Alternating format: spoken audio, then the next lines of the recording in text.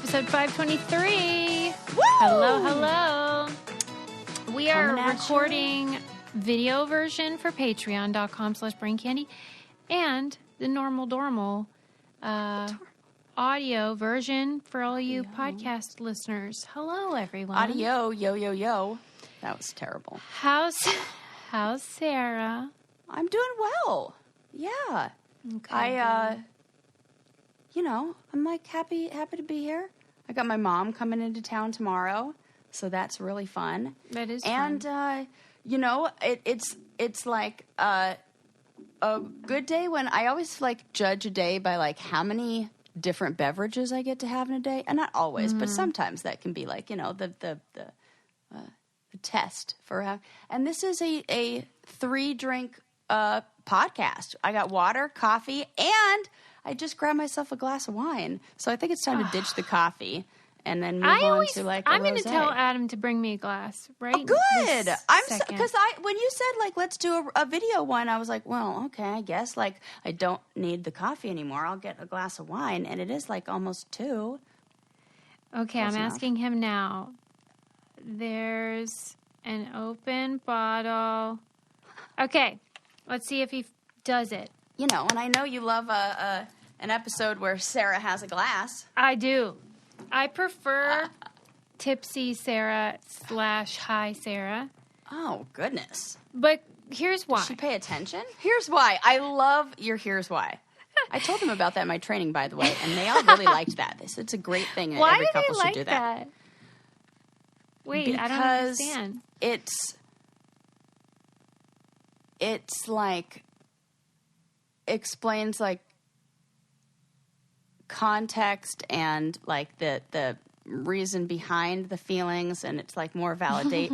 It's like easier to validate. It's like what you have to do in order for somebody to be able to validate you. Here's why I feel that way. So I don't know if it's projection, because it might be, but I have anxiety. So whenever I have a glass of wine, that is like, it takes an edge off, right? So I just assume that's true for pretty much everybody, that maybe they aren't anxious, but it's a way of saying like, let's have a little bit of fun. Yes. Let's not be so worried and upset about stuff. I love that. And I wish that were and that is the casual attitude that I have with wine in situations where I'm with my friends, but in you and everything like that.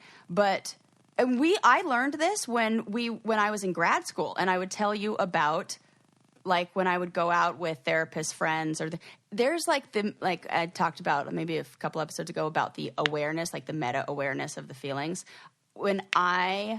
Sometimes having a glass of wine can cause me more stress, because it's like, what do I have to do today? What if a client calls me? What if I got to do? What if this? So I can't really be present. It's only when there are only a couple days where I can like really shut it off, and then I'm like, it's go time. Let's do this within reason and healthy boundaries. Let's do this responsibly. Okay. First, I have to start with, I have a question. Sarah, when you're looking at the video, because we're doing the video version, is it in sync? Like when I talk, does it match? Now it is. Okay, because earlier... For 1 second, it was not. For just a second. Is it not on your end? Yours is not. So, like, I keep looking away because I want to just hear the words. Oh, yeah. That's tricky. Maybe there's something, who knows? Yeah, we'll see. Okay. Yeah. I'm just waving to my It'll be nephew. fun. He's driving out. Okay. So, here's Maybe that'll story. be better if I, shouldn't even look at the video. Then you guys then I'll, again, probably going to do something weird, pick my nose or... Well, she did reveal she's not wearing a bra, so... you're right. Yeah, it cuts off right there, and it's, it's like, okay, so you see some nips. Like, but it's always like, well, it's like a T-shirt. I'm a T-shirt, baggy T-shirt. Who wears a bra with a baggy T-shirt these days? Nobody really. Come on. This is a story. My sister had somebody come to her house, to give her an estimate on like a new garage floor. Mm-hmm. And whenever he left, he thought he was texting his boss, but he was texting her. Oh, I love these! He called her a slut. Oh, no, I don't love these. Oh, no. Like, what do you mean? Okay. Where do we want to start? I I could not believe. Lord help us. Yes. Listen, also, I've been watching a lot of Handmaid's Tale recently. Yeah. And that show needs to be watched in small doses because now I'm like raging against the patriarchy even more than normal. What? Give me. Cheers! By the way, cheers. Cheers. Hey, cheers! Thank you, Addie. What on earth could have happened that could have given him enough information to deem her a slut? Well, I said to her, was he saying you were slutty, or was he using it as a synonym for woman? Oh my God, like that. I couldn't even say it like that. Because you know how sometimes as a joke, I'll be like, this hooker over here, but I don't mean... Yeah, but like, you get to say that. well, and unless you are a male hooker, you do not get to say that. He was using it as a synonym. So it was just sort of like, the slut said, blah, blah, blah. Yeah. I hate that. I hate that. I hate that more, I think. Oh my God. What do you hate more? Yeah, I know what you mean about hating it more because that's just how he wants to see women. Like that you not only have person. lost your label. Yes, correct. You're not only not a person. Like you couldn't have a name, you couldn't have anything like that, but it's a derogatory term that is so ew. This is probably the person who's like commenting in a lot of like people, like any girl who's being body shamed online by some fucking. This is I found him. Well, that's the thing about it that made me kind of sad was that like this is how a lot of men talk about us when we're not around. It's the locker room talk thing. Ew. That is accepted, and unless you have a decent man in the room to say, like, we're not doing that, oh my God, it just happens. And so she wrote back and said, fuck you, asshole. And he was defensive and, like, said she, like, had a problem. Because he's like, yeah, that is what a slut would say. Classic slut. Classic slut response. Because he tried to pretend like God. it was... Did she get mad enough? Yeah, she was really mad. Okay, good, because I'm like, give me his number. Yeah. Well, and give my mom his number, too. Send the rice ladies after him. He claimed that it was like a voice-to-text. Bull fucking shit. Nah, and then, no. So he did apologize. He was like, sorry about that or something. And then she was still mad. And he goes, you know, you have a problem. Why isn't this going viral? I know. Okay, say the last part. You have a problem? Tell me more. I'm just getting very worked up. He was just like, you have a problem. You can't accept an apology. Like, he gaslit her. Oh my God. Can you believe? Because of course he did. I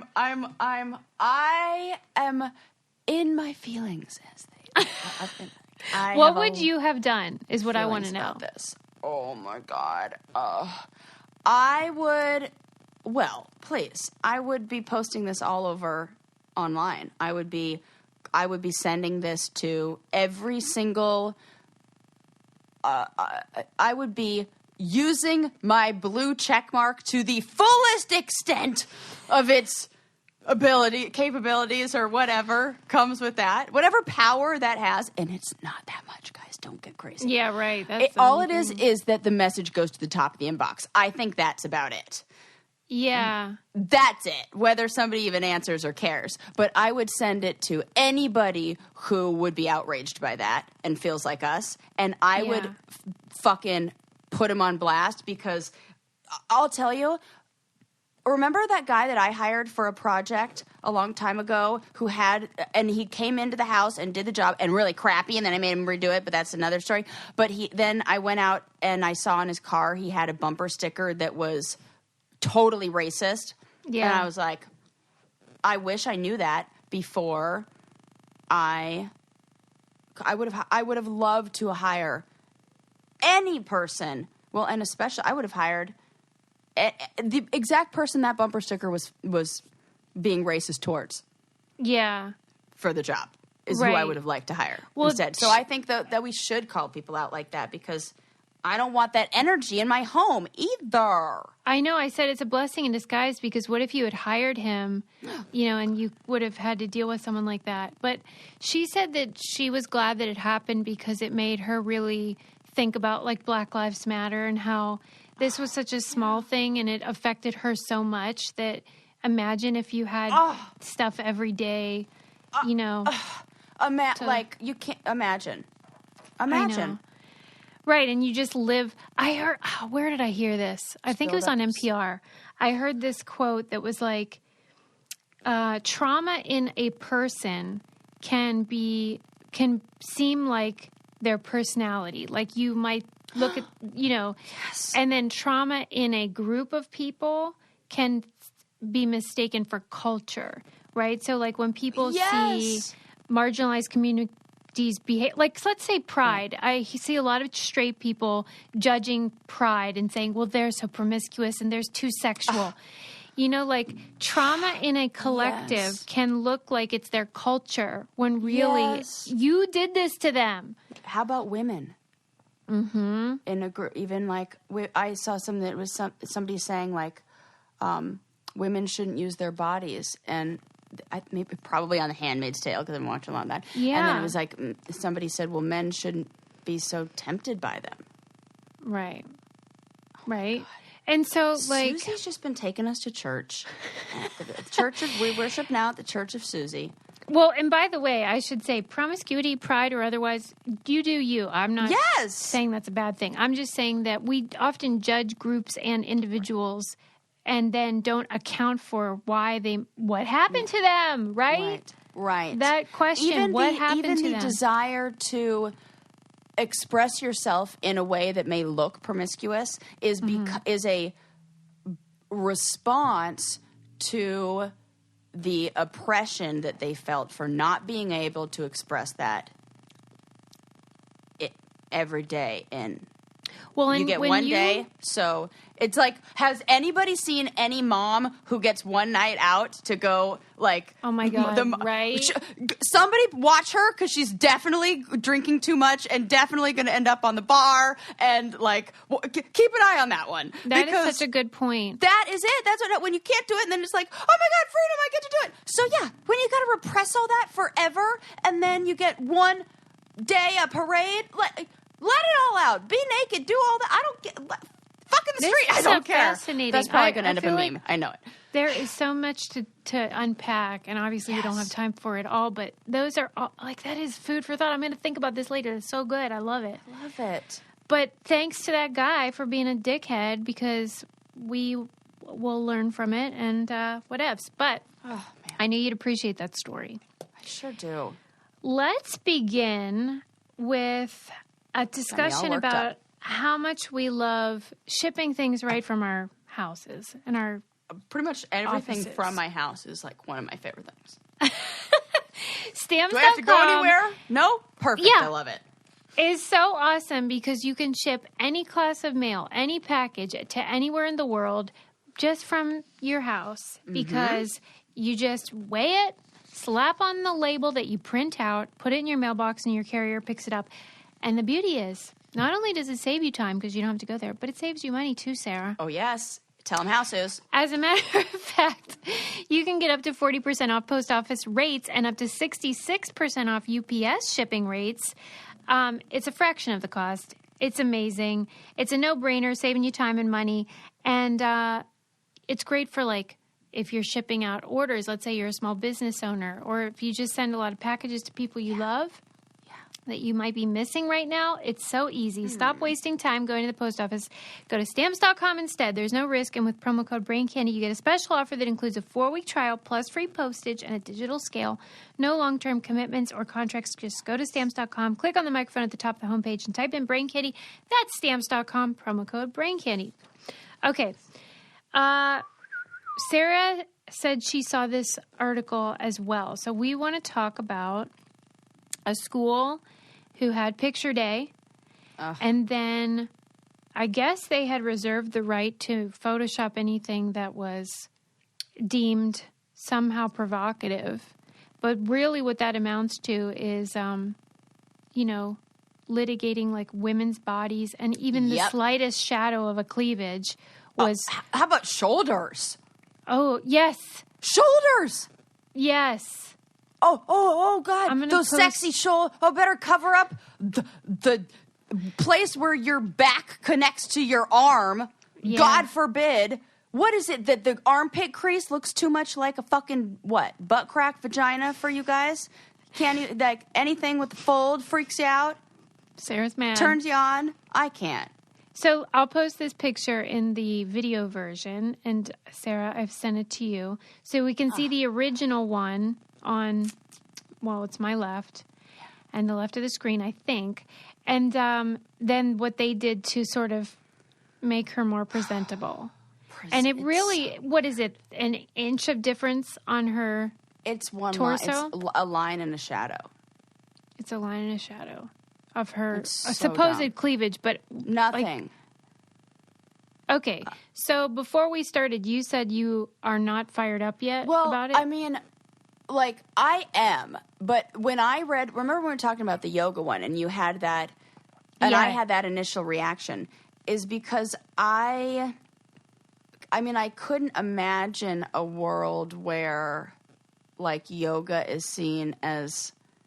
Like, the idea of a parent speaking out about this seems like fantasy to me. Seems like not even, like, a reality. I don't know. The yoga one just seemed closer, maybe because, like, I practice yoga, and it seems like, what?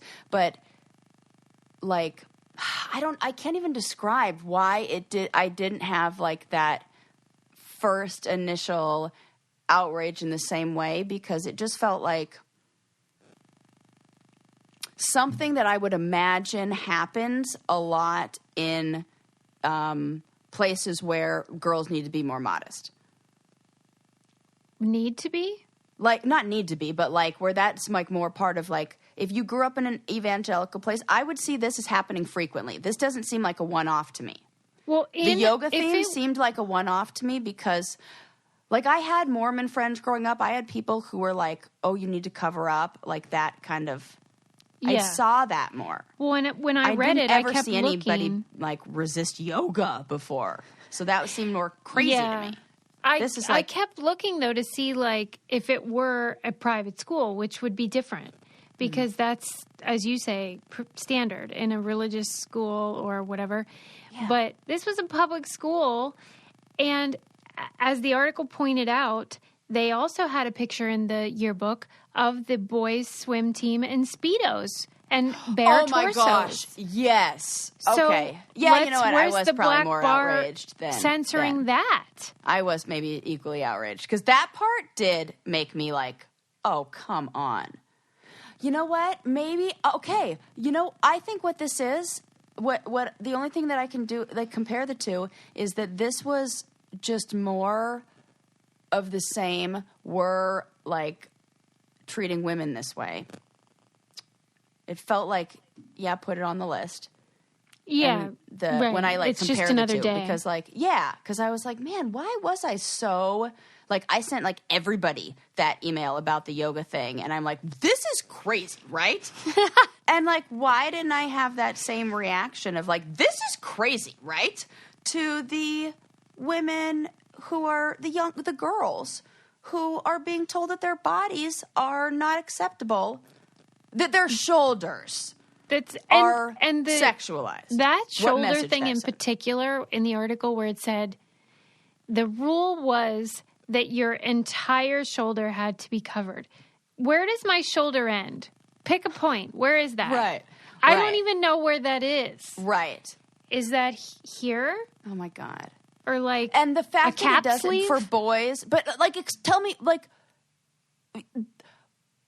it's like how I love how you always like to say, and here's why, and then explain that. I need somebody to say, and here's why, and give me the explanation, and it needs to be good. Well, it tell isn't me good why because the answer my is shoulder that is women, not okay. This is a fascinating paradox again of the way we treat.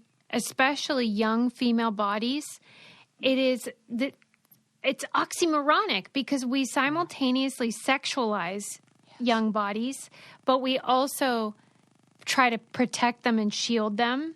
And like, we think they're so dangerous. Oh my God. And that is what works me up. It's like just our bodies are seen as sinful, shameful, powerful, dangerous. It's like, fuck, these ladies are just trying to read a damn book and get an education. Right. Thanks, Sarah. I mean, no, I'm just like, it just like sends me into this because I just imagine like how do you, there's a part of me that thinks that and I hate to go back to like we have to help the boys thing, but I wonder if we gave them a little more emotional, like they need to be allowed to express their emotions. Everything seems repressed and because of that, it like it's turned into this huge cycle and this huge like pattern of behavior over centuries that is like, oh God, it feels overwhelming. Like I was heartened though by the boys. The boys in the New York Times article were described as like they were fighting with the girls. They were putting on dresses and wigs and that's it. That's okay. That is kind of summarizing like what I'm really struggling to say is that when we give boys a little bit more freedom to explore and connect to their own femininity, they can have more of a respect for the femininity of women. Their peers, yes. Their peers. And, oh my God, yeah. Let me just say that one way that you can empower your female body is with modern fertility. Yes, knowledge is power. Knowledge is power. It's such a great service, super convenient. You just get this little test that you have in your house, and it will, if you send it off, they will send you an email with all the results of what is going on in your body. It feels like magic, like one of those sci-fi films where they would like the amount of stuff that they tell you. Oh, yeah. It's so much more comprehensive than any report I've gotten from another, like my doctor I've gotten. Yeah. I'm like, well, I didn't even know this was the thing we were measuring. And thank you also for explaining what that is data. To me. I love knowing what these letters mean. Oh, I feel very empowered with that knowledge. Yeah, because that's the thing is like they provide the actual data. Here's your number. Here's, how many... the fertility situation going on with your eggs and whether you have PCOS or other red flags or, if there's something to worry about or if everything's like super fertile and you are like ready to go. And it just helps you make informed choices about your life, whether you want to have children or not. And it's so affordable. Yes. I don't know if you guys have been to the doctor lately, but it ain't cheap. Right.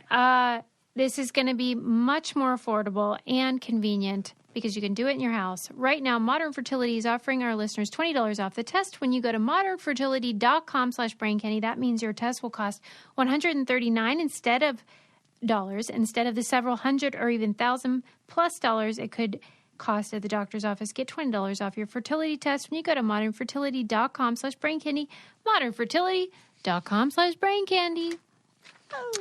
All right, so let me see if I'm mad about anything else or if that was the only guaranteed thing. something I'm mad about. Gosh, yeah. I'm like, again, mad about the fact that I didn't get mad about that. Like I look at, what does that say that we're just like, Well, sometimes it just feels like, well, yeah, obviously, we already know this. Right. But it's still offensive. Like, oh, shocker. It's like every year.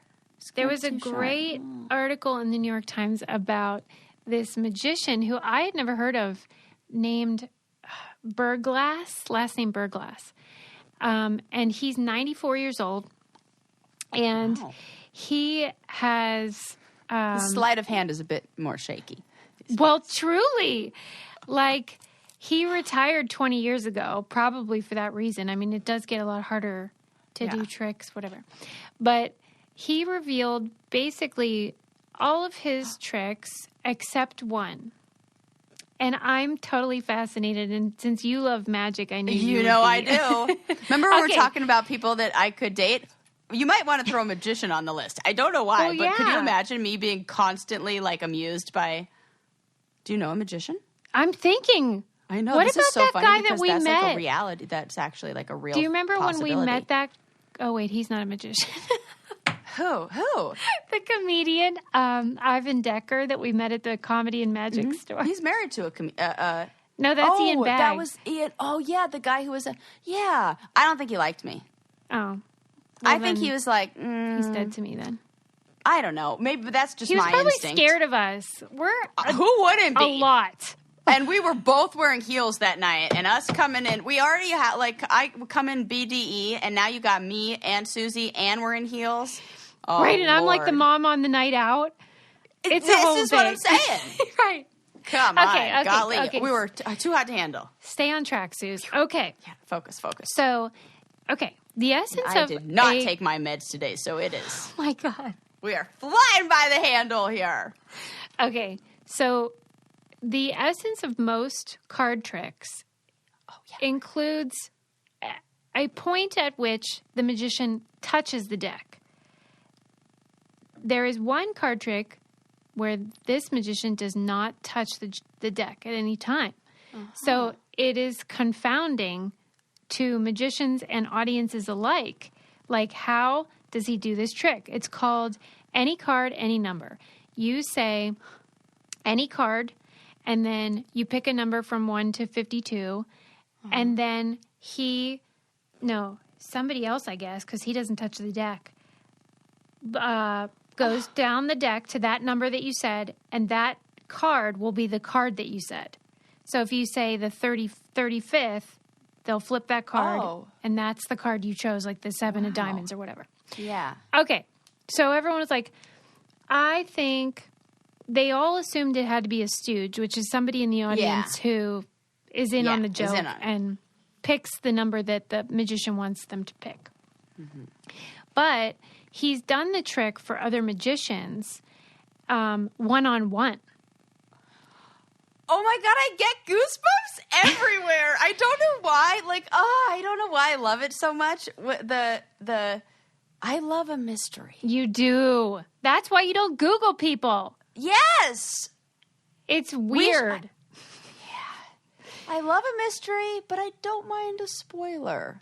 That's interesting. Ooh, another paradox. Yes. Okay. But that is, okay, so what's going on? Okay, so the journalist for the New York Times asked the magician. I'm like all these magicians who I'm dying to know. I don't know the answer, but yeah, I am dying to know. Okay. The journalist said, "Can I come to your house?" The journalist goes to his house. He's, as I said, 94. He's had it. He's sick of all this shit. So they're talking about his career and this trick and whatever. And the magician was like, there is no trick. That's why I haven't told anybody. Like, there's no trick to tell. Okay. Which makes it even more delicious. What do you mean? And he's like, well, what card would you choose and what number would you choose? And the journalist said, I'd choose this card and this number. And he paused, but then they moved on. That was the end. And then eventually the journalist said, well, will you do the trick? And the magician got furious. And he was like, how dare you? How dare you? You do a trick for me. I'm not doing it for you. Dance. Right. He's like, I have nothing to prove. I'm 94. Like, right. Get off my back about it. You're such a good storyteller. I love it. I'm like hanging on the edge of my seat here. And then a few minutes later, the magician appeared to soften. And he was like, all right, over there in my desk, there's a few decks of cards. Get them out. Pick whichever deck you want. Have a few deck of cards. And pick whichever deck. Pick whichever deck you want. And then see if it worked. Yeah. And so the journalist counts down to the number he said, and it's 1 off. And the magician had said beforehand, I might be 1 or 2 off. Oh! And then he was. I get goosebumps. I do too. It's like I'm there. If you're on Patreon, you can see. And so, not only did he do it anyway, even though he was mad, but he kind of made it even more interesting. Because why? The journalist went to another magician and was like, what is the deal? Why was it 1 off? What's the scoop? And the guy's like, I don't know. He messes with heads, not with decks. So he was just trying to mess with you. What is your theory, Sarah? He is a witch. Do you think that when he got angry... There's something...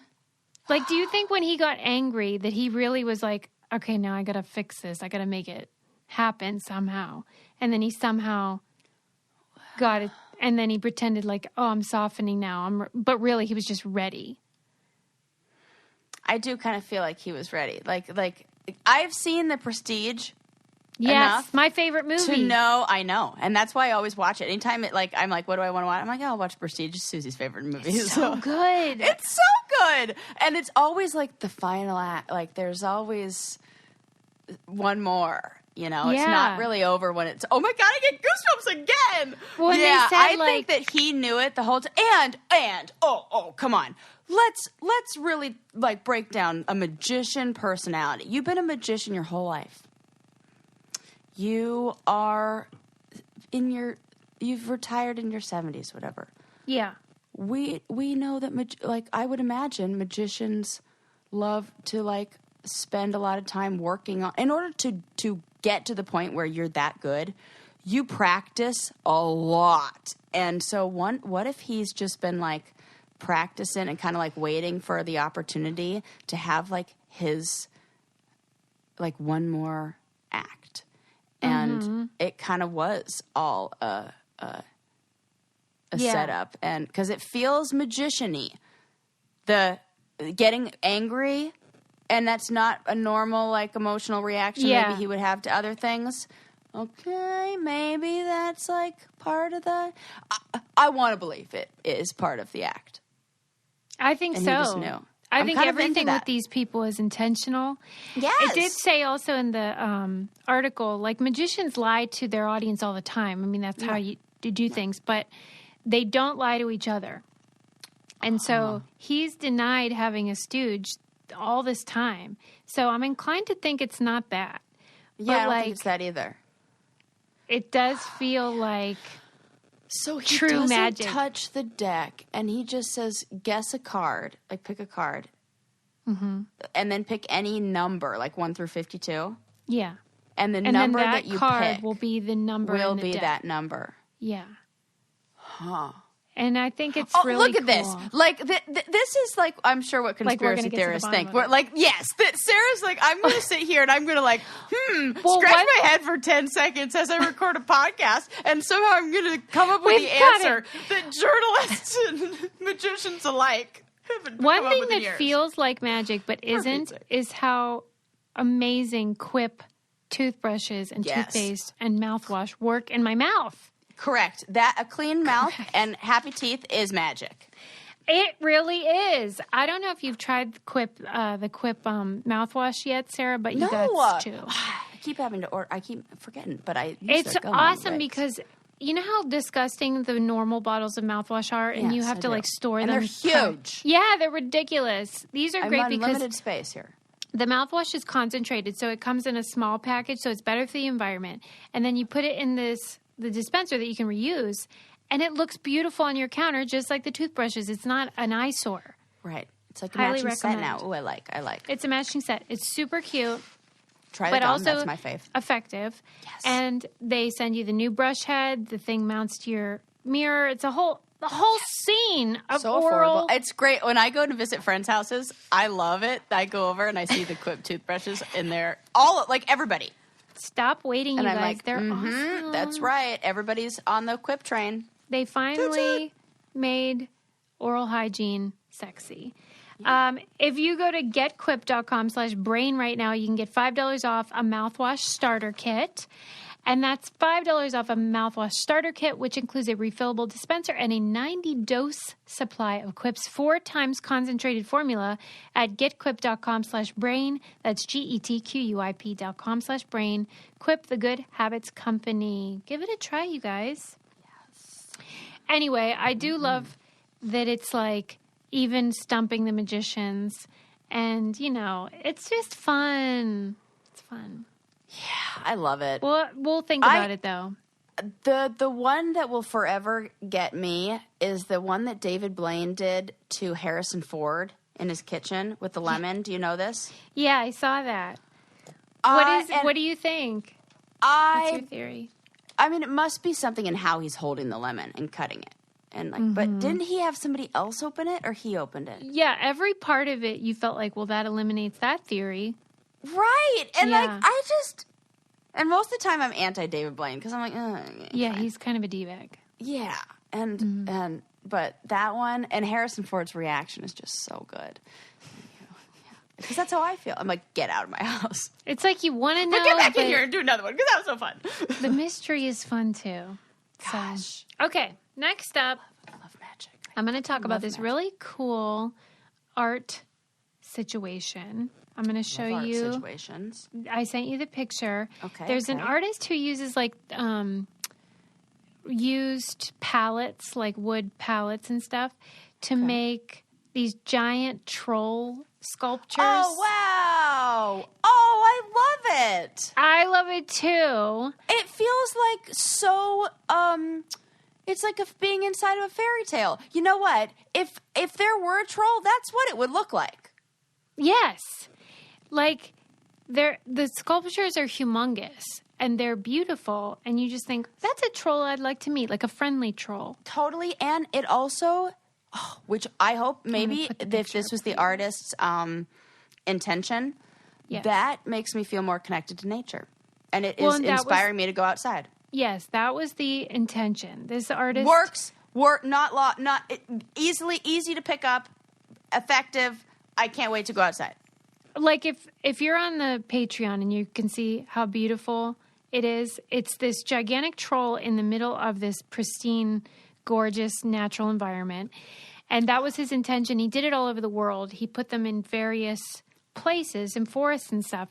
The downside, and I wonder what you would say is the solution to this. And it's like the problem with a lot of things where, for instance, like during the pandemic when everyone started going camping.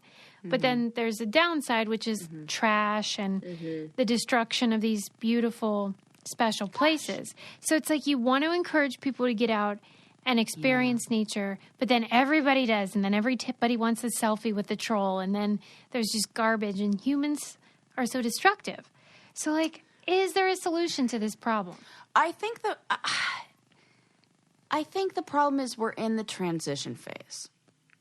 We're in a phase where a lot of things have to adjust. You know, we've talked personally, and I think on the show, about how, like, the future generations get it a little more, and they care a lot. Yeah. So I think that the awareness that we're raising with these things, which is the intention, is effective, but not on the generation whose actions we're looking at right now. Mm-hmm. It's the ones who, in the same way that I have an appreciation for art because my mom took me to museums, but I was definitely like, I don't want to go, that stuff when I was little. And now I really respect, like, you know, the art world and have, like, a love for it. And so I think that it's already too, like, it would require our parents to have had, like, and that's why, you know, some of us have those feelings about nature because we were exposed to it and taught to love it in that way. And it's going to take a couple generations for that to be the message. Hopefully it takes less time than that. I was even thinking about this kind of idea when I was watching old episodes of Chopped on Food Network. Oh, yeah, okay. Those are the type of shows you can just put on in the background. They're there. Totally. And then you can see, like, what year they were at the end. And I can't believe how often I see a panel of all white male judges, or even, like, the whole episode is just all white men. And I'm so thankful that I'm aware of it because even 5 years ago, I wouldn't have been. Oh, my gosh. Such a good point. Yes. And so, I used to think, what's the point of awareness? All these awareness campaigns. It actually does work. Yep. Because when you go back and watch the other stuff, you see it through a different lens. Yeah. With a new awareness. Yeah. And I think that's the same for environmentalism. Suze. Yeah. So many. Yeah. Totally right. So that's what I think. I think we have to trust the process, and that doesn't mean we stop doing those things. Yeah. and we have to educate people. Yeah, I think it's an education thing, and people are going to they're going to figure it out. It's just an adjustment process. And I think we also need to stop valuing putting okay, good luck with this one, Sarah. Like right after you solve, have peace in the Middle East, you can work on this. We need to stop valuing taking a picture with something more than the experience of it itself. This goes back to my mindfulness, whole rant I went on last episode of we got to be in the moment, because if we're not, we're just thinking, how is this going to look later? Mm-hmm. No, that's not empty. That's not doing any of the work that these things are supposed to do. So if you want to see his art or where these trolls are, the website is trollmap.com. But yeah, they're beautiful. I hope he keeps doing them, but I guess... Are they in the U.S.? I think some of them, but not all of them. But I would love to see It feels like a Norwegian thing to me. Right. They love trolls out there. They love anything whimsical. Yeah. And they fully believe in them. Don't tell somebody from Norway that there aren't fairies and trolls. They will be like, here's my evidence. No way. For sure. I mean, that's been my experience, unless they're all in on a joke. Is it kind of like us with ghosts? Do you think? I think it's even more embedded in the culture and I think it's even more than that. That's real cute. Because it's everybody. And it's like a thing. We're going to need some Norwegian people too. Confirm this. Yes. Weigh in. I'll call my friend Heather. Shout out to Heather. Okay. The last thing I will say is... I did see a great documentary called The Last Days. It's from 1998. I liked that Netflix suggested it to me, and I forget the way they worded it, but it was sort of I think it was called Hidden Gems. Oh, yeah. Which I guess means an older documentary that you might not have seen yet. It's called The Last Days. Yeah. And from 1998, that's old. Yeah, it won an Oscar. It was a Steven Spielberg documentary about the Holocaust. Oh, goodness. Oh, and so, listen. Something light. Well, yeah, but here's the bonkers thing. Okay, I have a doctorate in religion, people. I've been exposed to a lot of stuff about the Holocaust. She knows some shit. I know some shit.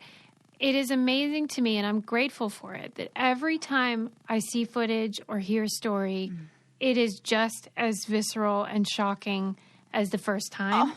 Mm-hmm. That's how this felt. I was just like, how am I still blown away by this?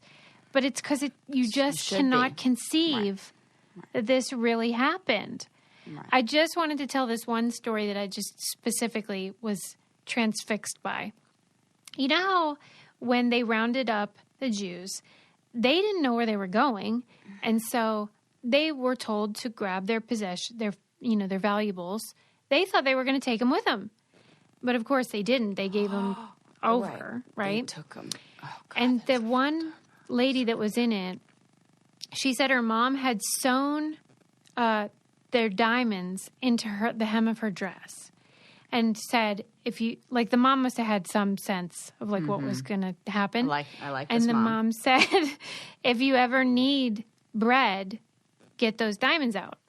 So then they get to Auschwitz, of course, they're stripped naked, and she remembers these diamonds, so she takes them out of the hem, and she's holding them in her hand, and she's like, what am I going to do with these fucking diamonds? So she puts them in her mouth. And she's approaching the guard at the front of the line, and she sees that they're checking people's mouths. So she's like, great, now what am I going to do? She swallows them, of course. Yeah. So then the entire time she was in Auschwitz, she would collect her bowel movements. Oh, my God. And get the diamonds out and do it again. And she still has them. Oh, no. Okay, well, you know what? There is, oh, God, there's something that makes me want to cry a little bit. Yes. And there's something like about the human need to just survive and like. Amen. And it like, meant something to her. It was matters. hope. Yes, it was hope. That's and what that was. Like, yep. That's like the man's search for meaning kind of thing. Like, you just have to have a task. Like my mom said, when like chop wood, carry water. Like that, whatever that means to you. If it is the same thing that you have to do every day, you got to like shit out diamonds. Because she would. They you were do that, and that's how you make it. Oh, fucking A! That's like. I was just like where somebody has to be. I stopped and I paused it and I said, Adam, we're in the dark, watching in bed. He's doing his own thing. I'm like, this lady. And I'm telling him this story and he's like, you're having that's my crazy. reaction right now. But they were allowed to go to the latrine once a day and they would go over these holes. And so she wouldn't go over the holes. She would have to go like, so that she could collect it. And when she went home, she turned them into a brooch in a tear shape because of all the sadness. And, it's a family heirloom now. It's a beautiful thing, but it is just like, holy shit. Literally. Holy shit. Well, now there's a poo story that I really... Me like, too. I was like, this. A poo story would bring a tear to my eye. Full circle. For sure. Oh, okay. my goodness. Susie, that was a very excellent story, too. Coming in with excellent stories today. Thank you, Sarah. Yeah. I'm very much emotional roller coaster over here. One thing that's not an emotional roller coaster is Best Fiends because we just have one emotion. Love. Oh, okay. I'm going to go ahead and say, I'd like to say a big thank you to Best Fiends for helping me wind down after a very long day. I happily treated myself to some very intentional self-care where I was like, you need to just let your brain relax and unwind, play some rounds. Oh, gosh, does that feel good to do? Yes. We all need it. We all need a break from life, and Best Fiends is so fun. They have new characters all the time. It's so charming. Oh, they just released a new one. Go up the levels, compete with Sarah, but not literally, just like brag about it. Oh, a lot of people are beating me now. You guys kick my butt. Don't worry, I'm still trying to, get back. But it's not a competition, only against yourself. Download Best Fiends free today on the Apple App Store or Google Play. That's friends without the R, Best Fiends. Sarah, we have a guest today. I love a guest. I interviewed the inimitable GJ Echternkamp, the filmmaker behind the greatest film of all time, Frank and Cindy. The greatest film of all time. I hope you Solid watched... gold. Solid gold, GJ is. And I've told you guys to watch Frank and Cindy on Netflix. I hope you've done your homework. It's so good. I've watched it 3 times. And remember when I was like giving you shit for watching it 3 times? And I was like, nope, I totally get it. And I don't mean I'm watching it 3 times because like I wasn't paying attention enough. Nope, I was paying attention enough all 3 times to know that I wanted to watch it again because it's that funny. It's so funny. But I have noticed, and I told him this, that it really resonates with people who had a little bit of a dysfunctional upbringing.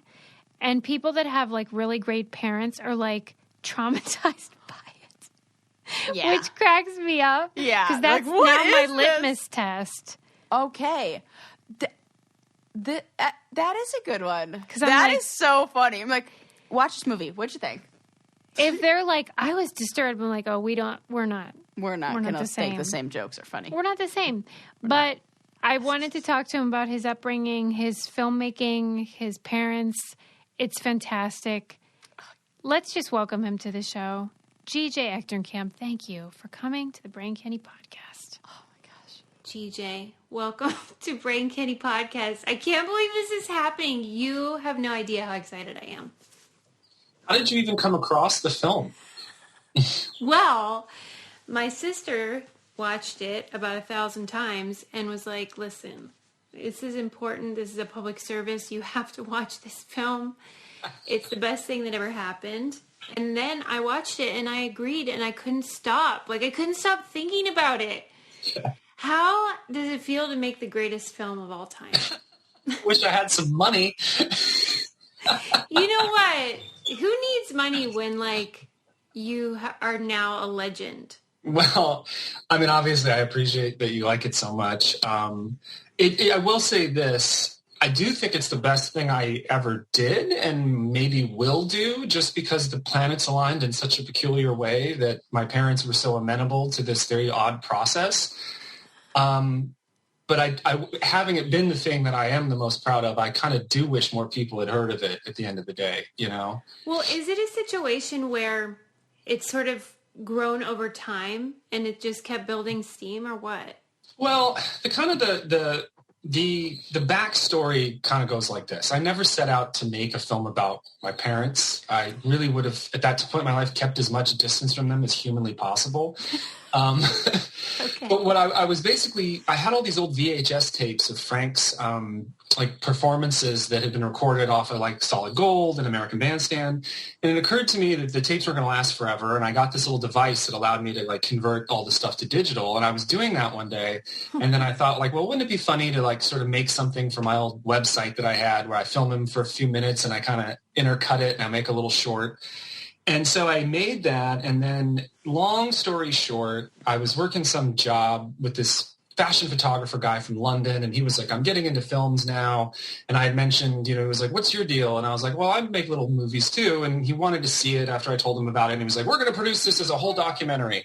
And I'm going to send you to London when this is over, and we're going to make this film. This is great.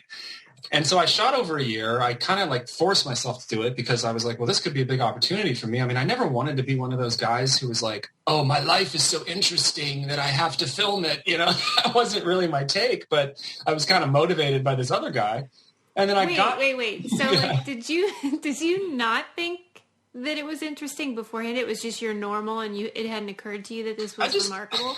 I thought it was kind of awful, really. Okay. I wasn't like this. I was like, well, it's maybe like awful in an interesting way, but I wouldn't necessarily think anyone else would find it particularly entertaining. You know, because I just assume no one finds your own family as interesting or as, you know, as complicated and you know, entertaining as you might. I don't know. I just wouldn't think like, oh yeah, you want to watch these two people yell at each other all day, like And that's really, and the moment when I realized that it could work was actually in the film where they're arguing, and I go, oh my God, you guys are solid gold. Like, because the other thing is, you know, even if you know interesting people, you point a camera at them and they completely clam up. Yeah. And so to see them just doing their thing on camera, like no one was watching, I was like, oh, well, maybe I can capture some of this. You know? And then when you said you guys are solid gold, even though they were having a knockdown drag out, they broke to look at you as if like you were crazy. Yeah. Like, what's he talking about? It didn't occur to them that they were interesting, right? In that moment or ever? Yeah, I don't know. I mean, I think my mom always wanted her moment on camera, you know, and she performs a bit, and Frank kind of would sort of go back and forth with it, where he'd be like, oh yeah, I have stuff to say, or oh my God, who's going to watch this? Oh no, pay attention to me. Oh no, this is weird. Why are we doing this? Yes, there was some ambivalence. Yeah. Uh-huh. And ultimately, I went to London. The guy kind of like left me high and dry, and nothing came of it. And then I got this random email from This American Life's like mailing list saying they were making a television series and they were looking for ideas. And I was like, well, I have this like half completed documentary. Maybe you'd be interested in it. And so I sent it to them, and they were like, let's do it. And I remember thinking like, this is it. I'm in. Like, This American Life's going to do a whole TV episode on Showtime about my film. But it ended up being a bit of a double-edged sword because I don't know if people really realized that the documentary was mine. It was more like, This American Life made that out of this kid's footage. You know, like maybe they were responsible for making it good. And then it also shot myself in the foot because I couldn't submit to big festivals because they were like, well, this has already been on This American Life and we only want, you know, premieres. And I didn't know. I was too naive. I'd never done festivals before. And so over and over and over again, I kept getting rejected because it had already been out there on this kind of show that I guess not a lot of people even, you know, kind of came and went. And so I kept thinking like, here's my big chance. Here's my big chance. And ultimately what happened is I got approached by a guy I know who wanted to make it into this remake.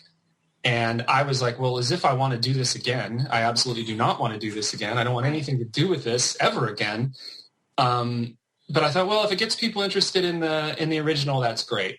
And so we did the remake, and I basically forced Netflix, when they did the Netflix deal to take the remake, I was like, you can take the documentary for free. Just take it. Just please put it on Netflix. You are kidding me. Yeah. So they basically put it on Netflix, and then it just sat there. And for the past, I don't know, 5 years, I just sort of be like, I can feel that it goes in waves. So there'll be like a day every month where all these people will like tweet at me and be like, oh my God, your parents. And then I won't hear anything about it. And then another day, like 5 people will mention it. And I think it's like the ups and downs of the algorithm. So I'm completely dependent on the Netflix algorithm to determine whether or not people see the film. So for it, and I don't know if hundreds of thousands of people have seen it or 5 people have seen it. I They're have no super clue. mysterious too. Yeah. It's the worst. But I'm so grateful that it is there, because even though it is super funny and it is like medicine for my soul, the film really deals with a lot of important and complicated stuff, family dynamics and substance abuse and all kinds of stuff. Hi, doggy. Who's this? She's going to bug me, so this is Forrest. Forrest is a beauty. Yeah. She's a bombshell. Oh my gosh, so many blondes on camera right now. I have a type. Don't steal my thunder, Forrest. And so, like, I have a theory. I want to know if you have noticed this or if it's just my own anecdote. I mean, I keep telling everyone to watch it, and so our listeners keep reporting back their feelings about the film. A lot of people feel the same way I do, and some people are like somewhat disturbed by the content, right? Sure. And the thing that seems to be a pattern is that people with like really good parents and functional homes like are traumatized by it, but people like me who relate to your story, it's comforting. Have you noticed this pattern? I think I get 3 responses usually, and they're kind of divided up. It's like 40 to 49% is people that are like, I'm not alone. I went through all this shit. It's great to see that, like, I could relate to a lot of these things. They made me think about a lot of things. It's sort of like therapeutic. Yeah. Then there's people that are like, whoa, that was a lot. I mean, I don't want to hang out with those alcoholics. I mean, they're out of control. And then there's like the 2% that are like the angry stepdads that are just like, where were you so mean to Frank? Where are you trying to exploit your parents for fame? And I'm like, I don't know what I was doing. I was just...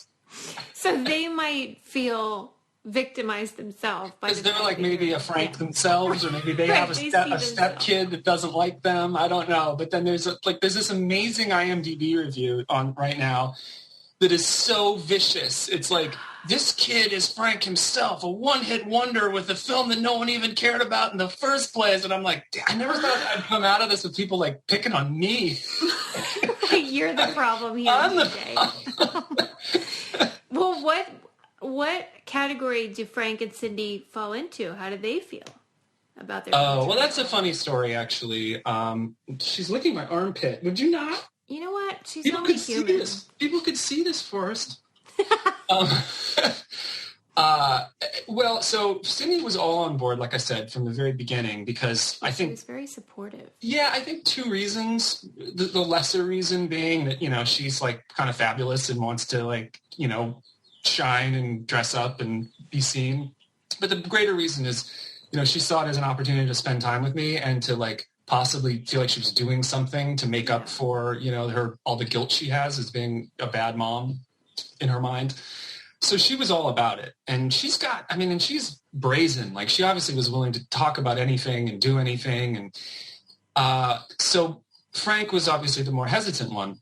And their responses were actually inverted because, Frank was like, oh, yeah, it was great. I came across pretty well. And my mom was like, oh, my God, I was like a heartbeat.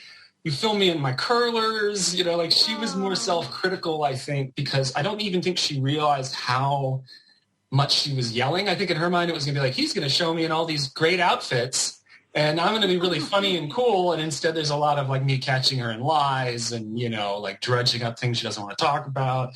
But then they both ended up coming around. So we did do like a little bit of a festival run. And it was so great. Like probably one of the greatest moments of my life is that when I did the Florida Film Festival, and they were there, and when they came out, they got like a standing ovation from the audience. And I think that it sort of solidified like that, people were so proud, like you were so brave, you're such great people. You've tried so hard for your kid despite all the setbacks. And I think we came out of it like better in general. Like I stopped thinking that she was ever going to leave him. She stopped saying she was ever going to leave him. Like it became so obvious in retrospect that like nobody was going anywhere, And at the same time, Frank started working that job at Art Center, and like things really did take a turn for the better after that. Yeah, like because they were so endearing despite their foibles and flaws. To some people, to 48% of the people. I mean, we're all human. We all make mistakes, but there was just something special. I don't know that you captured. Do you think that has anything to do with the fact that you did already have a relationship with them and they were comfortable with you? Or do you think they would have been anyway?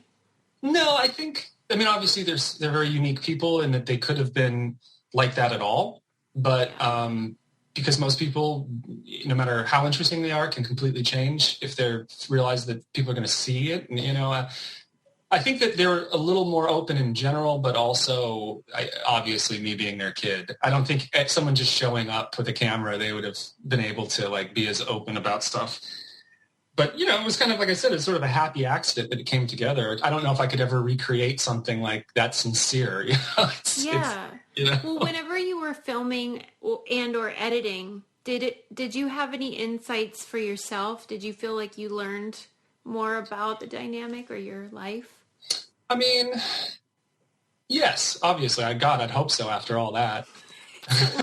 Yeah. Through like 150 hours of footage. I learned a few things. I learned, that my mom was more complicit than I probably used to think, in all of it, and just as much of a problem as Frank was. I'd often just blamed him for everything because I resented so much that she had supported him for so many years financially, whereas I didn't get any help at all, So I'd look at my student loans and be like, what the fuck? Frank has a studio. He has a studio after he trashed his studio and she built him another studio. And here I am like, massively in debt, and I was the good kid. I was the nerd. For sure. You don't come across as a bitter person during the film, and I was so amazed by that because I'm constantly bitter. So is that false? Is that a false impression? I'm not. I wouldn't say I'm bitter. I think that the thing about Cindy, because I was always like Cindy, I was close to Cindy. Frank was in and out of, he was living in Florida. He was playing in bands. He wasn't a big part of my life until I was probably a teenager because he was doing the club scene in Miami, So my relationship with my mom was kind of the central one. And despite all of the problems that she had, she always made it very clear she like adored me. And I could do no wrong. And even if I was neglected to a large degree or had to live with a bunch of different people or whatever, it was not any lack of love there, And I even said this on This American Life. I was like, if I came to my mom one day, I was like, oh, I might have killed somebody. She'd be like, all right, we need a shovel. We need a bag. We need some gasoline. I might have to take the fall. I'll get some fingerprints on the body. Like, just completely unconditional. Right. And I think that came across. Yeah. And I think people that I meet that seem to have more psychological issues than I do have like parents that just like were distant and not there and like unsupportive or judgmental or, I feel like they might have been fuck ups, but at least I definitely always felt there was no shortage of love, and as much as I rejected Frank, he so desperately wanted to be my dad, And I was like, never. Why do you think Frank never gets frazzled? Like, Cindy could be saying like, I want to kill you or whatever. And I think you should be killed. He's unaffected. How do you think that works? That's clearly his personality type. I don't know if it would have ever been possible for them to have even had a relationship in the first place, that if he hadn't have been that kind of person. So there's a bit of a natural selection there in partners. Right. But, you get used to it. When someone's like that big and operatic all the time, you just eventually learn not to take it too personally, Yeah. And he's drunk a lot of the time, too. So, like, True. probably doesn't hurt. So true. I didn't think of that. Yeah. Okay. So that's just sort of the dynamic. And and I was going to say other things that I learned. I mean, I definitely learned that I need to not let...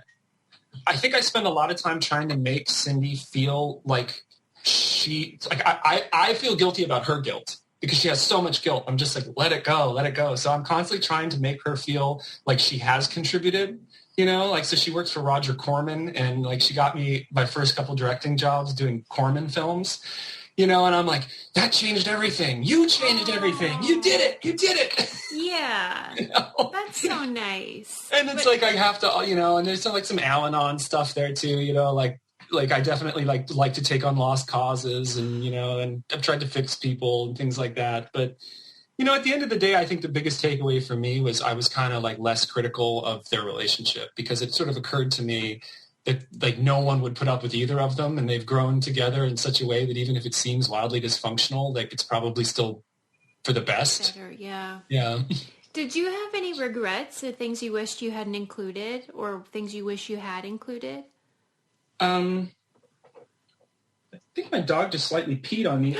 No, wait, you need to take a break. There's a slight wetness on my lap that I don't know where it came from. Mysterious wetness. Oh my God. Forrest, what did you do? You know what? She got too excited. Don't shame her. It happens to everyone, Forrest. Yeah, who among us hasn't peed during an interview? It's fine. No, I wouldn't say there's anything I wish I hadn't included. I mean, the process that I did it was so rough. I mean, my biggest regret is that I didn't have time to sort of polish it, you know, because I was in London. I was in a basement. This guy set me up in this basement and was like, all right, go to it. And I was like, why did I have to come here to do this? I could have done this at home. Yeah. And I'm spending all this money. Like, I'm still paying. He's not like subsidizing me. So I'm blowing through all this money on like a apartment and food and all this stuff. Oh my God. And I went through it and I just watched all the footage, and I would put like a star or 2 stars or 3 stars or 4 stars. But the computer he had one was so old that it had a tiny hard drive. So I couldn't digitize all the footage. I just picked all the 5-star stuff. And by the time I cut that 5-star stuff together, I had like a 2-hour assembly. And then it was just a matter of cutting it down. And I never added like establishing shots or inserts. All the fonts were different. I love that though, because it felt like a reflection of the narrative. I don't know. Yeah, so there's a version of it that's a little less rough that I had kind of imagined, that would have felt less like a home movie and more like a documentary.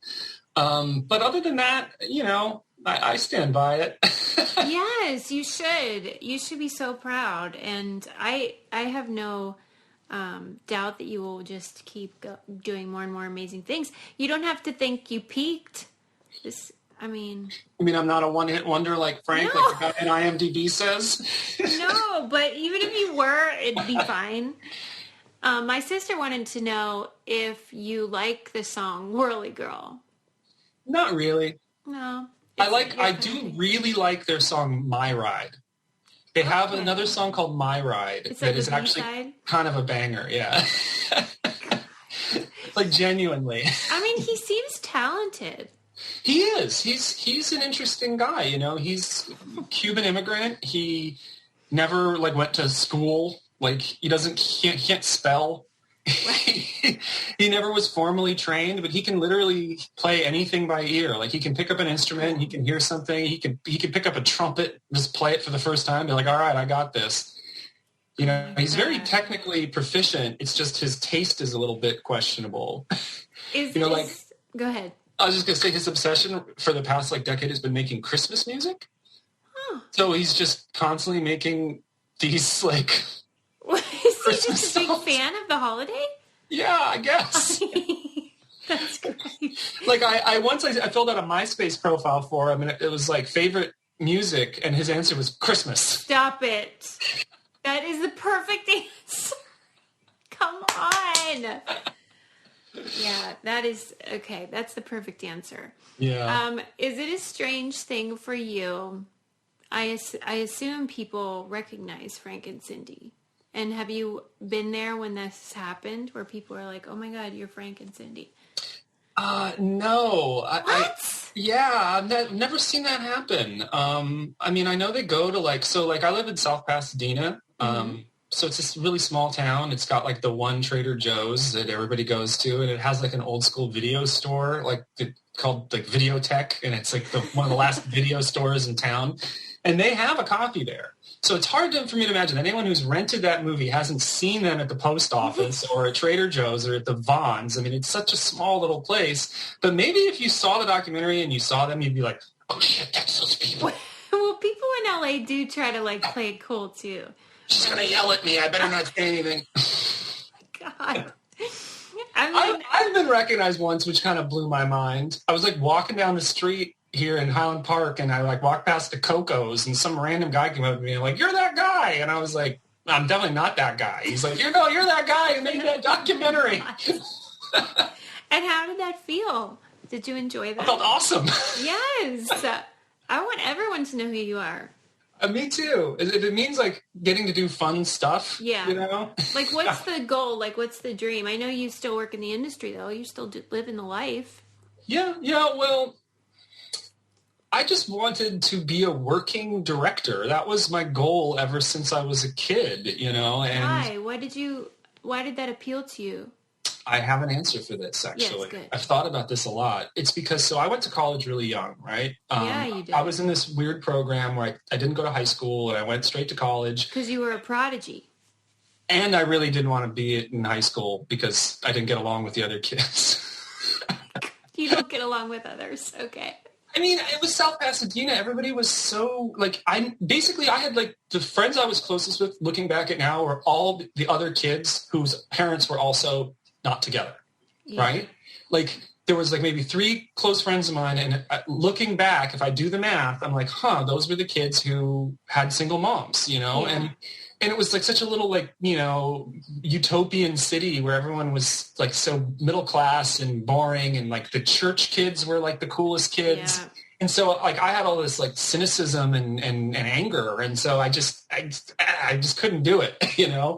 So I go to this program, and, you're supposed to declare a major kind of at 2 years in. And how do you declare a major when I was 15, 2 years in? So I was like, I don't want to pick what I want to do for the rest of my life. So I took every class I could. I took all the sciences, all the humanities, all the art classes. And to me, film sort of became the one thing that combined everything. It was writing, it was acting, it was production design, it was storytelling, it was philosophy and anthropology and sociology. The art of making a movie, really, you can focus on any number of different aspects of it. You can purely make a movie like Death Race where it's just stupid and exploitative, or you can write something about a relationship breakup you just went through. You really can explore anything you want, and having had to choose something that early, that really seemed like the one where I couldn't go wrong, And you still feel that passion. Unfortunately, I do. Do you hate it? You wish you were more conventional? No, it is just the worst industry. It really is. It is so corrupt and so horrible, and everyone's so fucking stupid, and you are beholden to all these horrible people all the time, all these bros who got MBAs from Ivy League schools, who are now basically the people you have to cater to, whose opinions matters for you. It's horrible. I couldn't agree more. You're preaching to the choir. And it's even worse because those guys want BJs from the women in the industry. Of course they do, yeah. It's transactional in that way, and it's so depressing. No, it's the worst. It's the absolute worst. I used to complain about it all the time and be like, I wish I was more successful. And I have this friend, Christian, who's a programmer for Apple. And he's like, it's your fucking fault. You chose this industry. You made a deal with the devil. You can't complain. It's true. He's right. And I'm like, I guess it's true. Yeah. I could have done anything when I was a kid. No, this is what I wanted to do. So... Well, were you allowed to be involved? I shouldn't say allowed. Were you involved in the remake, the film? Yes. So that was sort of a weird story. It always left a bad taste in my mouth, to be honest with you. No. My goal was to just have someone write it and have someone make it and have people go, oh, that was really good. Let's go see this documentary, right? Yeah. But what ended up happening was I wrote it, and I wrote a version of it that was about the characters and not actually the documentary. But the producers were like, yeah, but we want all those great lines from the documentary. And so it ended up being actually about me making the documentary versus just a story of these characters in an otherwise different situation. And so it was like an odd premise for a film. You know, how many times have you seen everyone's like, this is about a guy who's filming somebody. Like, it's rarely considered that interesting. And then the other problem was the character had my name. He was GJ because it was based on the documentary. So he couldn't be CJ or DJ or whatever. And I kept saying, like, this is going to be weird. Like, people are going to think that I think I'm really important or something. But, okay, as long as someone else directs it, it won't matter. And then finally, after them interviewing a series of directors and it kind of like falling through, Rene Russo was the one who said, you need to direct this. You're the only person who understands this. And I'm like, I'm so happy you believe in me, but this is going to be kind of a bad look. Like, I don't know if anyone has ever directed a film where there's the main character and then with their name playing them, because then anyone who watches it thinks, what is this guy saying about himself? Oh, he thinks he's pretty smart. Oh, he thinks he's pretty good with the ladies. You know, it's like, it becomes this like exercise in narcissism in people's minds, and it was never intended to be, you know? Yeah.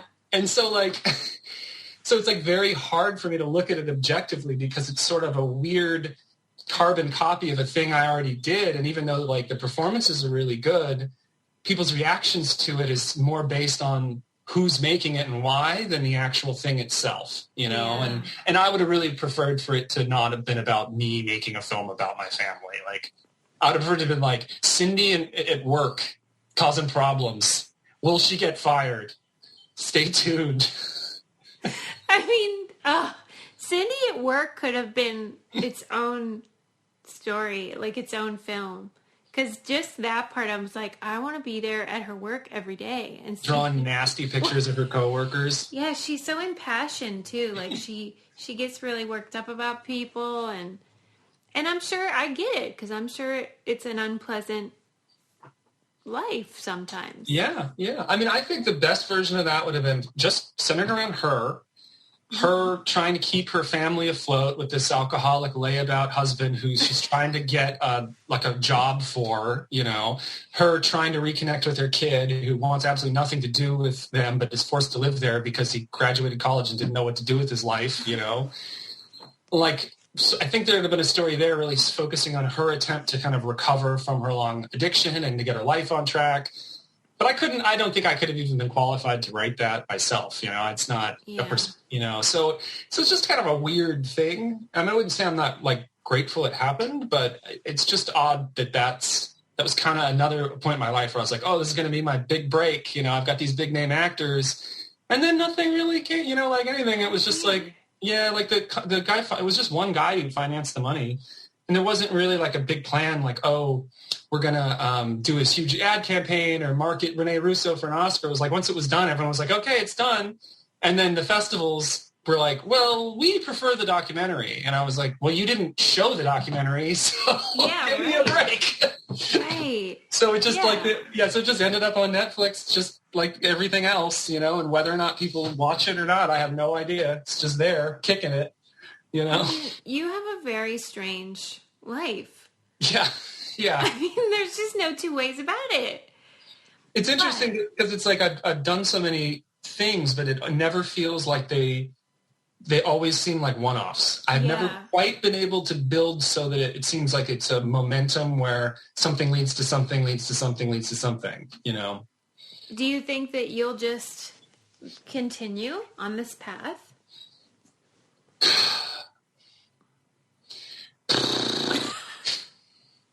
Hopefully not.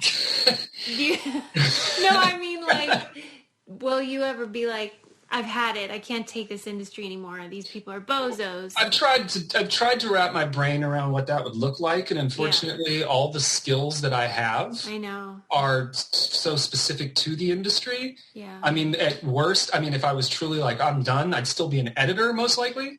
You know, like because that's the skill that I actually can apply to things. What am I going to do? Go back to school? Like fuck that. No, I would say that. My goal is not to do this as I'm doing it forever. I still have kind of these fantasies of something that I've been developing actually being enough of a mainstream hit that I do get to the point where I'm like comfortably working and getting offers and having something that resembles like more of a traditional career. Yeah. Like right now, for example, there's a script that is being packaged of mine that I wrote with a friend, with Taran Killam from SNL playing the lead. And like, it's a completely mainstream romantic comedy. It's like Groundhog's Day. It's got like a little time travel thing. It's the kind of thing that would like be number one on Netflix for a few weeks, you know? Yeah. I just need something that like is a little more done through the channels of the industry and not completely myself, because everything I've done up until now has been totally on my own with very little help from anybody, just hustling however I could, or random things coming my way, like Roger Corman calling me being like, oh, you want to remake Death Race 2050? And me being like, fuck it, sure, let's go to Peru, I'm down. I mean, are you in touch with that guy that left you high and dry in London? And like, I did reach out to him. And what did you say? I reached out 2 years ago, and I sort of got a dialogue going with him about like what he's been up to. And he mentioned that his former protege is directing commercials. And I was like, I'd love to direct commercials. So he called a bunch of commercial agencies that he's worked with. And every single one of them was like, great, we'll have lunch with you, but we don't want anybody else. Come on. He tried. I give him credit for trying, you know. All right, I guess that's something. But I have a day job too. I do like post-production supervision for like this startup app. So it's not like I'm not bleeding money like I have been at different times in my life. So it's not like it would be nice to be successful in a more creative way. And I'm always trying, you know, it only takes one thing really. Yes. And I have no doubt you're amazing. I have some questions that were submitted by our listeners. Let's see. Well, Danielle wants to know, why do you think your mom didn't ever leave Frank? You know, all those years she was supporting him and stuff. What's the saying? Bad money after good? No, throwing good money after bad. It's like a slot machine that you can't walk away from. I think there was different phases. You know, I think in the beginning she really did think that he was incredibly talented and was going to be very successful. And she was truly had faith in his ability to have a great career and kind of pull us all out of poverty. I think at some point it became more toxic, where it was like, I can't give up now. I've already sunk so much into this, right? You know? And I witnessed so many times where she would invest in some new dream of his, like building him that studio and things like that. But I think at the end of the day, they have a bond that even transcends that. And even if she is frustrated with him, and even if he's a complete fuck up, and he's been more of a fuck up in his life than you even see in the film, you know, like he was blowing her money on cocaine and having girlfriends, and, you know, like he was pretty bad. But I think their personalities are so well suited for each other. And my mom, like she tried to date like rich, successful guys, and they tried to control her, and she's not having that. Like she wants to control the narrative, and like he worships her. Like he doesn't do anything without her. Like he relies on her. Like literally, if he's having a conflict at work, he'll call her like, "What do I say? What do I do?" So she's like his life coach. Yeah. So to be that revered and to have that much power, and to, you know, it's like, I think that it works for them. Even if it doesn't seem like it does, you know? Yes. Matt wants to know, how did you realize your upbringing and parents were bananas, especially when you grew up with it? Like when did it occur to you like, oh, this is unusual? Yeah, that's a good question. I guess the truth of the matter is I did always sort of assume that behind the scenes people were dealing with crazy. Whether I just figured like your experience is probably everyone's experience. Like I definitely didn't think like, oh, this is special. I knew that when my grandmother took me away, and that was the worst. Like, when I was like 5 years old, my grandmother took me, and I lived with different people for about 3 years, and I cried every night. And I knew that was rough. You know, I knew that was maybe traumatic. And I felt like that sucked, but I didn't think any of it was particularly interesting. Right. You know, I would say that by the time I was a teenager and the shit was really hitting the fan, and like Frank was doing the pills, and then there was like the trashing the studio, right. I definitely was like, this is extra bad for sure. But then I was always like, yeah, but I'm not being beaten. I'm not being like sexually assaulted, you know, like so it definitely seems like people have it worse than me. I'm a white kid in a middle-class neighborhood, you know? Yeah. I don't think like I said, I don't think it really occurred to me that it was like special in an interesting way until that solid gold moment that I talked about before, where I was like, wow, now this is kind of uniquely bad in a way that is makes me laugh. Right, and that's what I like about it, because and that's the thing, and that's why I put that dance video I did after Cindy crying, is because it was like, I think the thing that kept us all sane is humor, you know, like Frank and Cindy have great senses of humor, like despite everything, you know. And I like that they, especially Cindy, can laugh at themselves. Oh yeah, like, I think that that's crucial sometimes to survive. Like when I catch her in the lie, she's like, well, it's not exactly like I told you. I'm like, what's funny? Well, and when you read that letter that she wrote, like you did a reading of it, and she was just dying laughing at herself. I love that. Yeah, because sometimes you gotta. That's one of my favorite scenes, and I feel like it's one nobody talks about, because in that moment I felt like I could truly feel like our bond. Yes. Like we were both cracking up about her like serious... The earnestness. That she sat down and took out a piece of paper and was like, it is time to move on. Reinvented and reconstructed if necessary. Don't you feel like we would all be a bit better if we could do that? If we could just fucking laugh at our nonsense? No, you have to. I mean, self-awareness is a trait that you would find surprisingly lacking in most people. Yeah. Maybe Cindy's my life coach, too. Okay. Let me see. Oh, did Frank ever fully come around to having his life taped? I hope he did. I hope he did by the 2015 film. I guess he did, right? He made peace with it. Well, he definitely wanted it to be over with, you know. He had been pressured by Cindy that he had to do it because... Yeah, remember then he said it was an imposition. Yeah, it's an imposition. But I think he did want ultimately to exercise, because, you know, that final interview, we had not really talked about that stuff, and I didn't really want to talk about it, and you know. But I think he wanted to finally kind of set the record straight to me, and that was like maybe the only way we were ever going to do it. So yeah, you know, he was okay with it. You know, like, what are you going to do? It's okay. Yeah, he's all right. I mean, you know what? I don't want to say anything mean here, but like, it's the least he could do. It's the least he could do. You said it. I mean, unless he sells that studio and pays off my student loan, you're getting filmed, pal. I agree. I'm on your side. Are Frank and Cindy on Cameo? Because I would pay top dollar for that. Tell them to get on there. I should tell them. For real. Because I think they would enjoy it too. Like they could, perform. Oh yeah, they love it. I mean, if they're in a performative mood, then they both love it. Okay, like you could get them on Cameo, and maybe you could take a cut. Totally. You know what I Good mean? idea. Like finder's fee. Just something to kick around. Okay, last question. I've already kept you too long. We ask everybody, what do you keep in the trunk of your car? If you have a car. I have a car, goddammit. Well, because a lot of people in New York don't have cars. Right. Now, if you live in LA and you don't have a car, though, I know, right? You are a problem to everyone you know. Right. I can tell you exactly what I keep in the trunk of my car. What's in there? Something for Forrest? My wife is like, I would say like a baby hoarder, like a mini hoarder. She's constantly collecting. I thought she hoards babies. No, she's like a mild hoarder, and she loves shopping at Goodwill and reselling clothes, and so she's got the entire car is full of bags and bags of clothes that she's like earmarked for either Crossroads, eBay, or garage sale. Yes.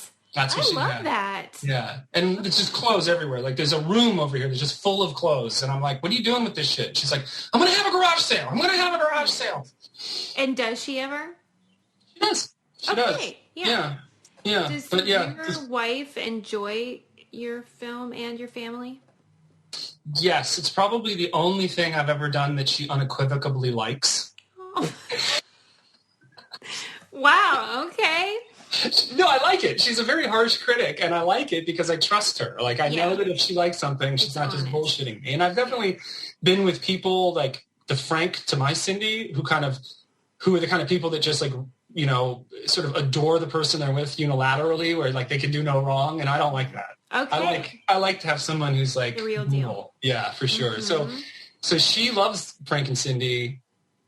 She's harsher on my other films for sure, and I am too. You know, like I never really had a chance to kind of like the movies I made with Roger Corman are Roger Corman movies, for God's sakes. Like, you know, it's like make an action film, a racing action film in the future for $200K. Like, it's not, you can't do that and knock it out of the park. Like, it's not possible. Yeah. So some limitations there. Yeah, but that's why I'm excited about this new project, because it's like, if it actually were to happen, I would feel like it'd be the first time in my life where I wouldn't be held back, where I'd actually have the resources to do it. And I'm literally supposed to find out today. And it's crazy. It's like, yeah, I know. It's too much. Let me look at my phone. So exciting. Yeah, look real quick. What if you find I got nothing. Okay. I'm going to cross my fingers. That is so exciting. I just am going to be your biggest cheerleader and be supporting your career however I can, because you are tremendous. You're so talented and impressive and an inspiration to other people that come from a long line of, you know.